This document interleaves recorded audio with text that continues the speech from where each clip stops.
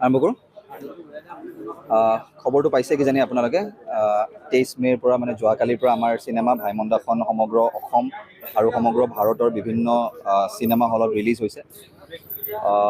খুব ধুনীয়া সুন্দৰ চিনেমা এখন। মুনীন বৰুৱা এজন খুব মহান লেজেণ্ডেৰী ফিল্ম মেকাৰ। তেখেতে খুব ধুনীয়া চিনেমা আমাক উপহাৰ দি গৈছে।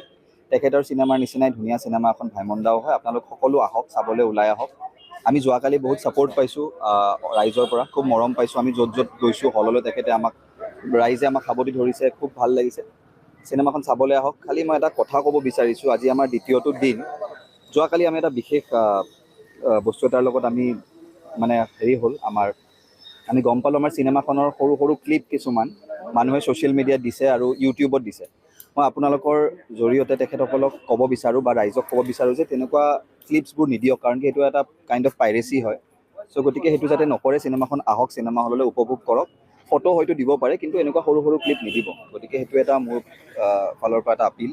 গতিকে থেংক ইউ, সকলো আহক চাবলৈ আৰু চিনেমাখন চাই খুব ভাল পাব বুলি আমাৰ বিশ্বাস।